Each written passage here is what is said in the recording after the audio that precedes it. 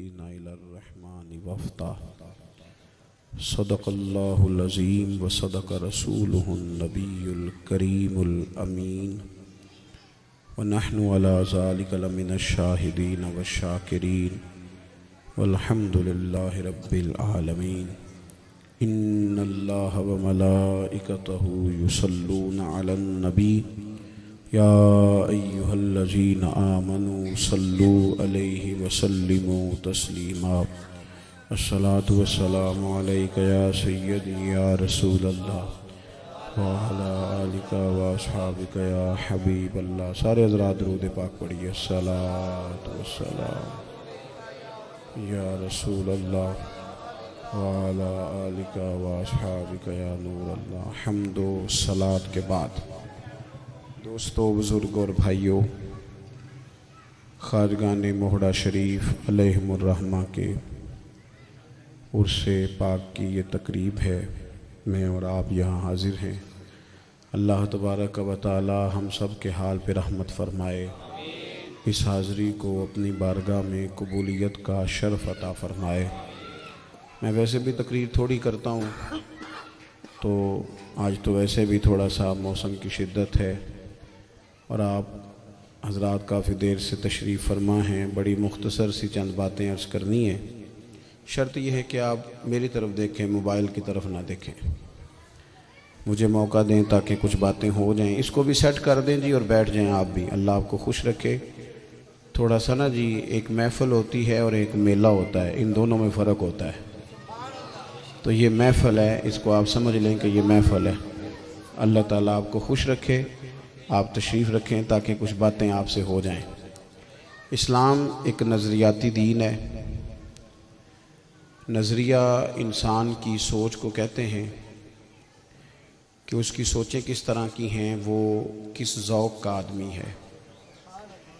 نبی پاک صلی اللہ تعالیٰ علیہ وسلم کی تشریف آوری سے پہلے لوگوں کے نظریات اس طرح کے تھے کہ کھاؤ پیو موج کرو، جو کچھ ہے دنیا میں ہی ہے۔ وہ صبح نکلتے تھے، شام تک دولت اکٹھی کرنے کا شوق ان کے دلوں میں رہتا تھا۔ شام ہو جاتی تھی، سو جاتے تھے، صبح پھر نیا رستہ، مال و دولت کے تلاش کا، شہرت کا، ناموری کا، سرداری کا۔ یہ ان لوگوں کا مزاج تھا۔ سمجھتے تھے مر گئے، ختم ہو گئے۔ پھر ان لوگوں کی کچھ اس طرح کا ماحول تھا کہ بس وہ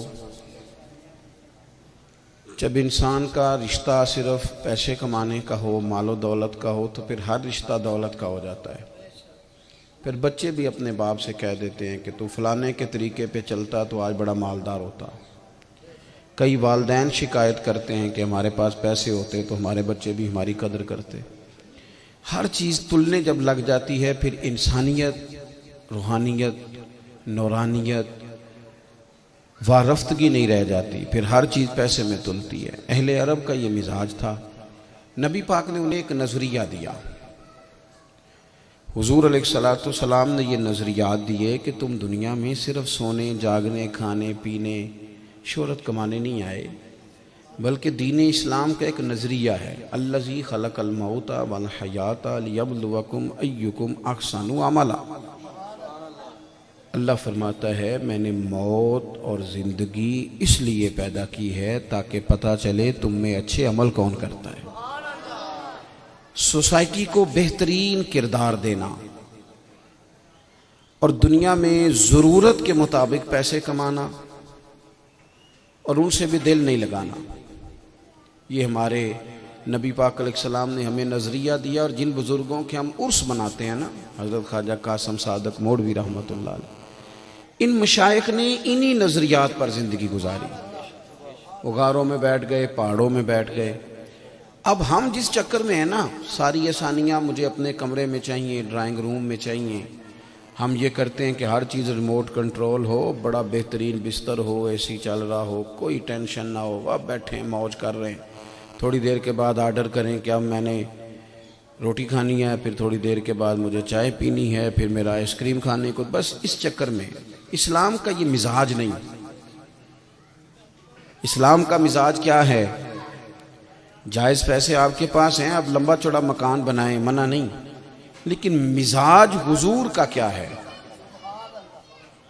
کہ نبی پاک علیہ السلام نے فرمایا کہ مجھے اللہ کی طرف سے یہ اذن دیا گیا تھا، اختیار دیا گیا تھا کہ میں چاہوں تو نبی اور بادشاہ بن جاؤں۔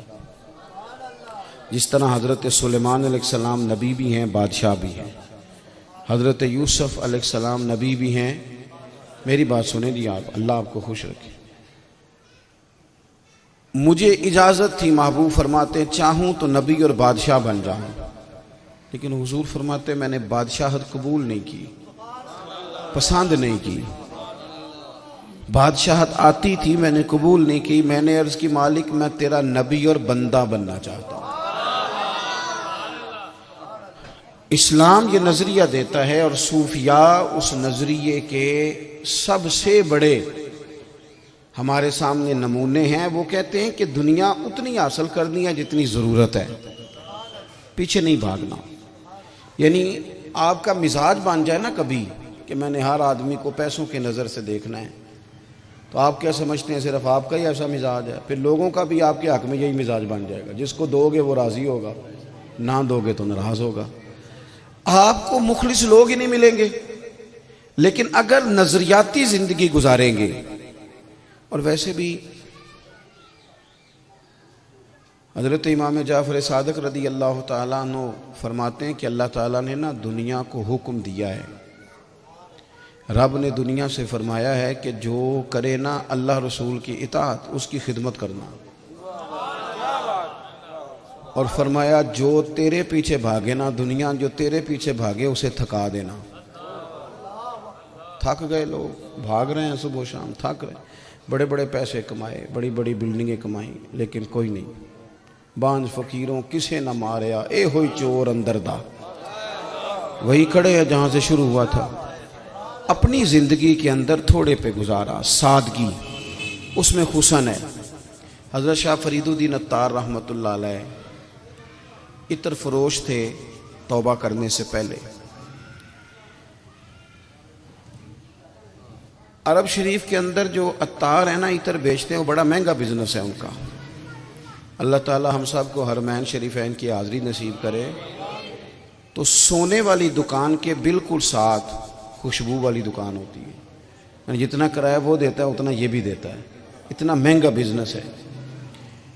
تو حضرت شاہ فرید الدین عطار کہتے ہیں میں تجارت کرتا تھا، اور مہنگی مہنگی خوشبوئیں میں نے الماریوں میں سجائی ہوئی تھی، میں بیچتا تھا، کاروبار کرتا تھا۔ ہمارے ہاں لوگ پریشان بھی صرف وہی ہیں جن کا کام نہیں چلتا، جن کا چل گیا اور پتہ نہیں کہاں چلے گئے، کہاں چلے گئے۔ لوگ آگے کہتے ہیں حضرت صاحب آج کل بڑی پریشانیاں، دعا کر دیں۔ تو میں اکثر کہتا ہوں پریشانی کے وقت آتے ہو اس وقت بھی آیا کرو نا کہ آج کل کاروبار بڑا چل رہا ہے، کوئی شکر کا طریقہ بتا دیں۔ اس وقت بھی تو پوچھیں نا کہ شکریہ ادا کرنا ہے تو کیسے کر سکتے ہیں، لیکن یہ مزاج ہی نہیں ہمارا۔ تو حضرت فرید الدین عطار رحمۃ اللہ علیہ فرماتے ہیں سب ٹھیک چل رہا تھا، میں ایک دن دکان میں بیٹھا تھا، ایک بزرگ اچانک وارد ہوئے، تو انہوں نے آ کر کے میری دکان سے مختلف جگہوں سے خوشبوئیں دیکھنی شروع کر دی۔ میں سمجھا کو گاہک ہے، اچھی طرح چیز پسند کر لے گا، پھر وہ خرید لے گا۔ انہوں نے 2 3 4 الماریاں دیکھیں، وہ دیکھتے ہی جا رہے تھے۔ تو میں نے ان سے آگے بڑھ کے کہا کہ بابا جی کیا چاہیے مجھے بتائیں، کیا دیکھ رہے ہیں؟ کہتے ہیں نا سیل مین، کیا چاہیے؟ تو کہتے ہیں بابا جی میری طرف دیکھ کے کہنے لگے پتر دیکھ رہا ہوں تیری جان بڑی مشکل سے نکلے گی۔ وہ کیوں جی، کیوں مشکل سے نکلے گی؟ کہنے لگے مال ہی بڑا جمع کیے، کبھی یہ والی شیشی یاد آئے گی، کبھی وہ والی یاد آئے گی، کبھی اس بینک کا اکاؤنٹ یاد آئے گا، کبھی اس کا یاد آئے گا، کبھی ادھر والا پلاٹ کو مرنے دیں گے، اتنی محنت سے دنیا کٹھی کی یار مر جائیں چھوڑ کے، یہ یاد آئیں گی ساری چیزیں، تو کیسے مرے گا، تو بڑی مشکل سے تیری جان نکلے گی۔ کہتے ہیں میں دنیا دار تھا، مجھے غصہ آیا۔ دنیا داروں کو دعوت خیر دے تو ناراض ہوتے ہیں اللہ ماشاءاللہ۔ مجھے غصہ آیا اور اس غصے کا اظہار میں نے اس طرح کیا، میں نے کہا بابا میری تو مشکل سے نکلے گی تو تیری کیسے نکلے گی؟ غصے میں کہا۔ کہتے ہیں انہوں نے کہا بیٹا ادھر آ۔ میں قریب آیا، فرش پہ لیٹے کلمہ پڑھا، روح پرواز کر گئی۔ عرش فرشتے بانگا ملیاں مکے پہ گیا شور بلے شاہ آسا نہیں ہو مرنا اے تے مر گیا ہی کوئی اور آسا مرنا ہی نہ ہی اس طرح نکلے ہم تو بھائی سامان سمیٹے بیٹھے ہیں جب وہ کہے گا آ جاؤ تو چل پڑیں گے تیاری ہے یہ نظریاتی زندگی ہے نہیں نہ مکان بنایا کوئی بھی حضرت عمر فاروق نے 24 لاکھ مربع میل کے حکمران تھے اور مکان وہی پرانا کرتا وہی پرانا ہمارے ہاں تو جو بندہ چھوٹا سا وزیر بنتا ہے ایک اس کے اپنے شہر میں کوٹھی ہوتی ہے ایک لاہور میں ہوتی ہے ایک اسلام آباد میں ہوتی ہے بھئی اتنی جگہ رہتے کیسے ہو پر رکھی ہوئی ہیں جناب کیا کریں غریب ملک جو ہوا غریب ملک کے حکمران اسی طرح کے ہی ہوتے ہیں اور آپ لوگ بڑے سمجھدار ہیں آپ ان کو حکمران بناتے ہیں گلیوں کے دروازوں پر آپ لوگ انتخابی دفتر بناتے ہیں جلیبیاں بھی نکلواتے ہیں خدمت بھی کرتے ہیں نہ کرو سنجیدہ قومیں اس طرح نہیں کرتی آپ دیکھیں یہ پھر آپ کے ساتھ کیا حال کرتے ہیں کیا بات کریں حکومت کی اور کیا اپوزیشن کی سب ایک ہی چکر میں پڑے ہوئے ہیں سب ایک ہی چکر میں اللہ تعالیٰ سمجھ عطا فرمائے تو میرے عزیز بھائی حضرت عمر فاروق رضی اللہ تعالیٰ عنہ نے 24 لاکھ مربع میل کے حکمران ہیں ایک ہی گھر ہے پرانا کیوں نہیں بلا بنایا انہوں نے نظریاتی آدمی اس لیے نہیں بنایا کہ نبی پاک علیہ السلام جب معراج سے واپس آئے تو محبوب نے فرمایا تھا عمر میں تیرا گھر جنت میں دیکھ آیا ہوں انہیں پتا تھا کہ یہاں اتنے کوٹھے مکان بنا کے کیا کرنے ہیں اتنے بنگلے کیا کرنے ہیں بنا کے گھر تو جنت میں بنا ہوا ہے جب یہ نظریہ پک جاتا ہے نا کہ ہمارے لیے آخرت میں کچھ ہے والآخرۃ خیر وابقی رب فرماتے ہیں آخرت تیرے لیے بہتر بھی ہے اور باقی رہنے والی بھی ہے اور فنا نہیں ہوگی ہم فیہا خالدون جو لوگ جنت میں جائیں گے وہیں رہیں گے تو اپنے آپ کو نظریاتی بنائیں اتنی دوڑ نہ لگائیں دنیا تھکا دیتی ہے اور دنیا کی ڈیمانڈ روز بدلتی ہے روز ڈیمانڈ بدلتی ہے آپ کتنی کو پوری کریں گے کل فیشن اور ہوتا ہے سویرے اور ہو جاتا ہے اب کہاں کپڑے پرانے ہوتے ہیں اب تو ڈیزائن بدلتے ہیں تو میرے بھائی اپنی زندگی میں نظریاتی بنے نظریاتی میں تو اب کئی دفعہ چیزوں کو دیکھتا ہوں تو حیران ہو جاتا ہوں وہ پیر جو ہمیں فقیری کا سبق پڑھاتے ہیں نا ان کی اپنی گاڑی 2.5 کروڑ کی ہوتی ہے اور لوگوں کہتے ہیں فقیر ہو جاتے آپ امیر ہو جا رہے ہیں بھائی تھوڑے سے آپ بھی ہو جائیں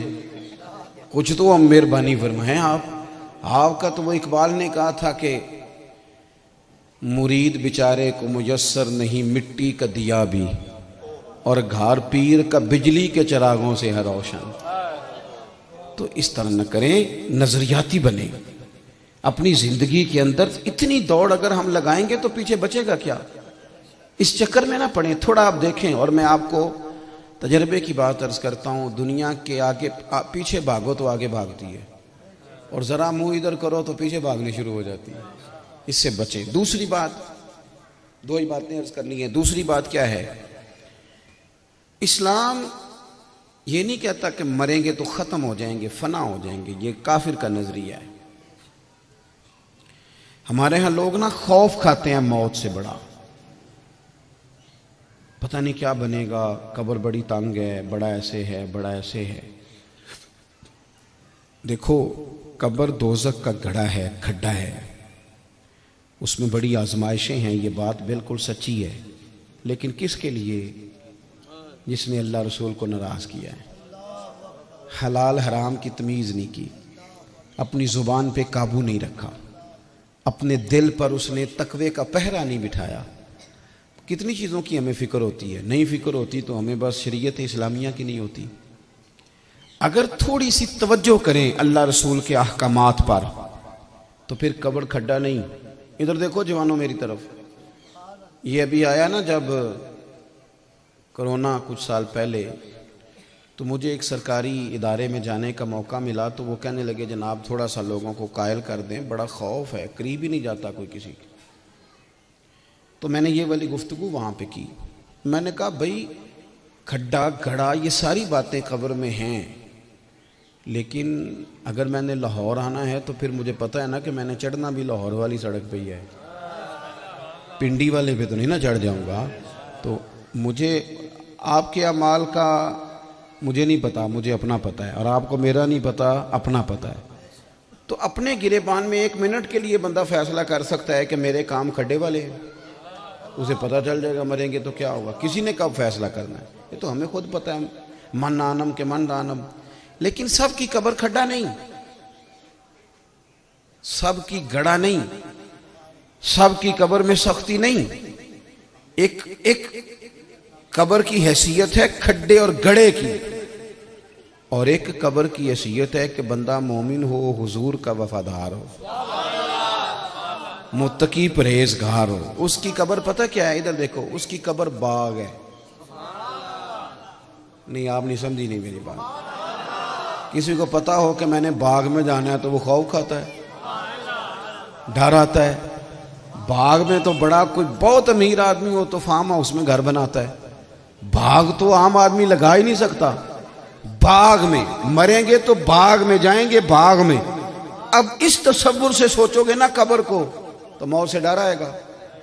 مرنا ہے تو باغ میں جانا ہے، اور باغ بھی معمولی نہیں، روضہ تم میں ریاض الجنہ، جنت کے باغوں میں سے باغ، اور باغ اتنی شانوں والا کہ جس میں آنکھ کھلے گی تو پہلی زیارت ہی مدینے والے رسول کی نصیب ہے۔ تو وہ کوئی اور ہیں جو ڈرتے ہیں، خوف کھاتے ہیں، ٹانگیں کامتی ہیں، حالات خراب ہیں۔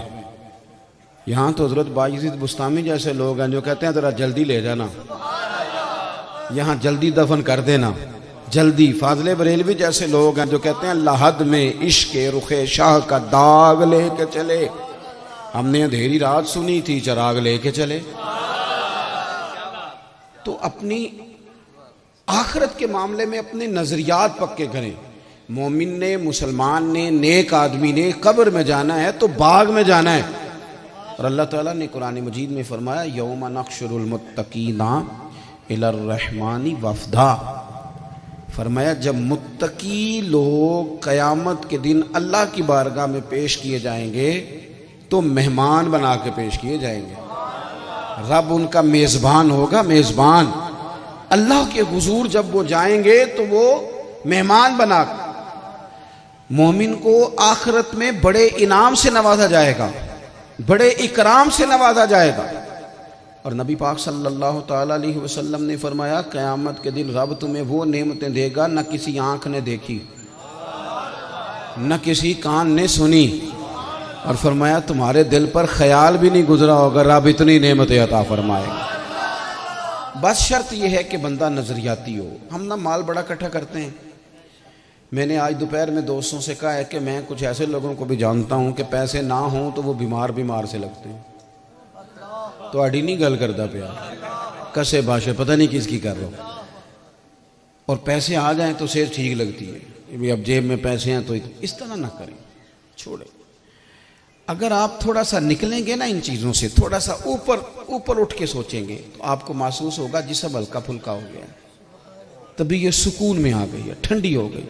اور اگر آپ کی طبیعت اڑی رہے گی نا، میرے پاس 1-2 دوست آ گئے، ان کا بھی میری طرح محفل میں آنا جانا رہتا ہے، تو میں نے ان سے ایک بات کی، میں نے کہا اگر پیسے طے کر کے جاؤ گے نا تو سب سے زیادہ تمہیں تکلیف ہوگی۔ کہنے لگے وہ کس طرح؟ میں نے کہا سمجھاتا ہوں۔ ایک بندے نے طے کیا تھا جناب کہ میں نے نہ پہنچنا ہے جی لاہور، تو وہ لاہور کا معنی اس نے سمجھ لیا تھا کہ جب میں داخل ہوں گا نا، اسلام آباد سے آ رہا ہوں تو کالا شکاکو سے چڑھوں گا تو یہ لاہور ہے۔ اس نے کہا ٹھیک ہے اتنے پیسے لوں گا۔ اب اس کو آ کے پتہ چلا کہ لاہور کے اندر بھی جانا ہے، پونا گھنٹہ وہ بھی لگے گا۔ وہ بندے کئی اڑ جاندے نے، کہندے نے ہن 5 اور دیو، تواڈے نال نہ کوئی اڑیا ہوے گا تاں نہیں تانوں پتہ، لیکن بعض ایسے ہیں اللہ معاف فرمائے، سمجھ عطا کرے، وہ کہتے ہیں اور دو، وہ دے دیتا ہے بندہ، جس نے 35 دینا ہے اس نے 40 بھی دے ہی دینا ہے۔ لیکن وہ دینے والے کو بھی تھوڑی کوفت ہوتی ہے، لینے والا بھی تھوڑا سا نا، وہ کہتے ہیں تلخی ہو گئی، مزہ نہیں آیا، وہ مفت کی شرمندگی۔ اللہ کرے آپ سمجھے میری بات کو۔ تو ایک تو سوچ یہ ہے، ایک سوچ یہ ہے کہ مجھے کس نے پوچھنا تھا، نبی پاک کے نام پہ لوگ دعوت دیتے ہیں۔ تو وہ وہاں آیا تو اس کو وہاں سے پتہ چلا کہ وہ تو نے تو 40 منٹ اور سفر کرنا، تو خوش ہو گیا، کہنے لگا جدھر جدھر سے میری گاڑی گزرے گی وہ ساری زمین قیامت میں میرے ایماندار ہونے کی گواہی دے گی۔ اب یہ مطمئن ہے یہ شخص اس کا وجود ٹھنڈا ہے، اس لیے کہ حضور کا ثنا خواں بن کے جا رہا ہے، نبی پاک کے دین کا خادم۔ آپ جب ان چیزوں سے نکل آتے ہیں نا، ہرس سے، ہوس سے، طمع سے، آپ کا اپنا کلیجہ ٹھنڈا ہوتا ہے، آپ خود سکون میں آ جاتے ہیں۔ سنیں حدیث پاک، اور میں اپنی بات کو سمیٹوں، بخاری میں موجود ہے، اس کو آپ نے سمجھنا ہے۔ میں جس طرح آپ کو جہاں لانا چاہتا ہوں وہاں آپ نے آنا ہے۔ مطالبات کم کریں زندگی میں، مطالبات تھوڑے کریں، اور زبان کی اور نفس کی خواہشات پر تھوڑا سا کنٹرول کریں۔ زبان کھانا جو ہوتا ہے نا، یہ ذائقے کے لیے نہیں ہوتا، یہ کم رسیدی کرنے کے لیے ہوتا ہے۔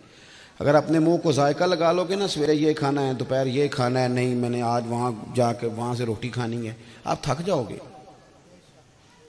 تھوڑا سا نا لذات دنیا سے ہٹیں، سادہ کریں اپنے آپ کو، آپ نارمل زندگی گزاریں گے، آپ کو کیف نصیب ہوگا۔ میرے بھائیوں، یہ میں آپ کو صوفیاء کی بات سنا رہا ہوں، عرس سنا رہا ہوں سارے کا سارا۔ نبی پاک صلی اللہ علیہ وسلم نا موٹے بان کی چارپائی پہ آرام فرماتے، بوٹے بان کے۔ اسی پنڈا چوں مونج دی منجی آخ دے سا، میں تے پینڈو آنا تسی نہیں تے۔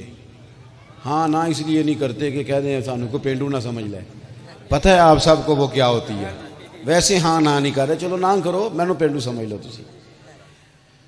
تو وہ موٹے بان کی چارپائی پہ سرکار رہا، اور اس میں نا جب بھی سوتے تھے نا، ہمارے گھر میں بھی ہوتی تھی، اٹھتے تھے تو کمر پہ نشان پڑ جاتے تھے، بالخصوص گرمیوں میں جب پتلے کپڑوں کے ساتھ اس پہ لوگ سوتے تھے، نشان چھوڑ جاتی۔ اللہ کے محبوب علیہ السلام آرام فرما تھے، سیدنا فاروق اعظم تشریف لے گئے زیارت کے لیے، حضور ان کو ملنے کے لیے اٹھے، کپڑا مبارک کمر مبارک سے ہٹا تو موٹے بان کی چارپائی کے نشان۔ حضرت عمر اپنے مزاج کے لحاظ سے اصول پسند تھے، سخت تھے، لیکن حضور کی کمر پر نشان دیکھے تو رو پڑے، اتنا دلیر آدمی۔ عرض کی یا رسول اللہ، کیسر و کسرا دین کے دشمن تو اتنی موج کر رہے ہیں، آسانی میں ہیں، اور آپ اللہ کے حبیب ہو کے اس کیفیت میں رو پڑے۔ اب چاہیے تھا نا کہ حضرت عمر کو نبی پاک علیہ السلام تسلی دیتے اور کہتے نہیں نہیں بس اسی نہیں، سرکار نے ایک اور نظریہ دیا، ایک اور سوچ دی۔ حضور نے فرمایا عمر تم پسند نہیں کرتے کہ وہ دنیا میں تھوڑی آسانی دیکھیں اور آخرت میں رسوا ہو جائیں، اور ہم دنیا میں تھوڑی مشکل دیکھ لیں اور آخرت کی ساری عزتیں اللہ ہمیں ہی عطا کر دے۔ یہ نظریہ ہے دین کا، اس کو سمجھو۔ یہاں موج کا ماحول نہ بناؤ، کتنی کو زندگی ہے۔ پاکستان میں تو ویسے 50 سال سے جب بندہ اوپر جاتا ہے تو دوائی کھانی پڑتی ہے، کوئی نہ کوئی گولی کھانی پڑتی ہے۔ یہ تو بھئی آپ کتنا کو مثلا 15-20 سال میں بڑے ہوئے تو کتنی کو موج کرنی ہے، 20 سال۔ تو اگر یہ 20 سال اللہ رسول کو دو اور اپنے ذہن پر، دل پر، خواہشات پر تھوڑا سا پیرا بٹھاؤ، اور زندگی میں تھوڑی سی سستے موبائل سے بھی گزارا ہو ہی جاتا ہے، کچھ بھی نہیں ہوتا، کچھ بھی نہیں ہو۔ گاڑی نے گاڑی رہنا ہے، وہ 40 لاکھ کی بھی گاڑی ہے اور 1.5 کروڑ کی بھی گاڑی ہے۔ تھوڑی سی چیزوں کو نا، رمضان قریب آ گیا ہے، حکمران تو لڑ رہے ہیں، انہوں نے لڑتے ہی رہنا ہے۔ ان کو کیا پتا ہو کہ جب صبح رات کو میاں بیوی مشورہ کر رہے ہوں کہ صبح پراٹھوں کے لیے گھی کوئی نہیں، کہاں ان کو کیا پتا ہو اس درد کا۔ میں نے تو سارا ملک دیکھا ہے، میں نے ان سے کہا تھا میں تمہیں دکھاتا ہوں کہ پچھلے ہمارے جو جی ٹی روڈ سے تھوڑے دور ایریے ہیں ان میں حال یہ ہے کہ خامند لاہور میں، فیصل آباد میں، ادھر ادھر شہروں میں چلا گیا نوکری کرنے، خاتون کھیتوں میں کام کرتی ہے، بچے اس نے کھیت کے کنارے پہ بننے پہ بٹھائے ہوئے، تمہیں کیا پتا ہو غریبی کا درد کیا ہوتا ہے۔ یہ سب روگاں دا روگ محمد جس دا نام غریبی، تے کانڈ بلا کے لنگ جاندے نہیں دوست یار قریبی، اور غریب سیانے بھی نہیں ہوتے، یہ بھی پکی بات ہے، چونکہ جدے کار دانے وہ سمجھدار ہوتے ہیں۔ گاڑی ہو تو چلانی بھی آئی جاتی ہے، گھر میں کانٹے ہوں تو کھانا بھی آ ہی جاتا ہے، نہ ہوں تو کیسے آئے گا۔ جن کے پاس موبائل ہیں انہیں واٹس ایپ کو پتہ چل ہی گیا ہے نا، تو جن کے پاس نہیں انہیں نہیں پتہ۔ تو رمضان شریف سے پہلے کسی کی مدد کرنی ہے تو رمضان میں نہیں، رمضان سے پہلے لائنیں لگا کے لوگوں کو راشن نہ دینا، تمہیں رب لائنوں میں لگا کے رزق نہیں دیتا، خدا سے ڈرنا اور ابھی سے دینا کسی کو، رمضان کی نیت کر کے ابھی سے مدد کرو گے، اور مہربانی کرنا، امام زین العابدین کا طریقہ اپنانا رضی اللہ عنہ، رات کو چہرے پہ نقاب ڈال کے اکیلے میں 100 دفعہ دیکھتے تھے، یوں یوں کو دیکھ تو نہیں رہا، اور پھر دروازے پہ رکھتے تھے تو گھر والا پوچھتا تھا آپ کون ہیں، تو فرماتے تھے میں نام نہیں بتا سکتا، نام پوچھنا مجھ سے۔ کیوں؟ اس لیے کہ اجر اللہ رسول سے لینا ہے۔ تھوڑا سا نا اشک شوئی کا مظاہرہ کریں، ایک جوڑا کم لے لے عید پہ، وہ کسی بہن بھائی غریب کی مدد کر دیں، پرانے جوتے بھی پالش ہو کے گزارا کر جاتے ہیں، مہربانی کریں۔ امیر اگر خرچے کم کر لیں تو غریبوں کو فائدہ ہو جائے گا۔ اللہ سمجھ عطا فرمائے۔ آخر دعوانا ان الحمدللہ۔ اللہم صلی علی سیدنا محمد وآلہ وبارک وسلم۔ اللہ ہماری حاضری قبول فرما، ہمارے گناہ معاف فرما، ہماری غلطیوں سے درگزر فرما۔ جنہوں نے یہ بندوبست کیا ہے انہیں بہترین اجر عطا فرما، جو تشریف لائے ہیں انہیں بہترین صلہ عطا فرما۔ جن بزرگوں کو ہم عرس منا رہے ہیں ان کے درجات کو بلند فرما، ہمیں اپنے بزرگوں کے فیض سے فیض یاب فرما، ہمارے حال پہ رحمت کی نظر فرما۔ رمضان شریف آنے والا ہے، اس کی ساری برکتیں ہمیں عطا فرما، روزے رکھنے کی توفیق دے، 20 تراویح باجماعت ادا کرنے کی توفیق عطا فرما، قرآن پاک سے محبت عطا فرما، ہماری بہنوں کو بیٹیوں کو عزت کی چادر عطا فرما۔ اللہ ہم سب کا خاتمہ ایمان پہ فرما۔ اللہم رب اغفر وارحم وانت خیر الراحمین، وصلی اللہ تعالی علی حبیبہ سیدنا محمد وآلہ۔ السلام علیکم۔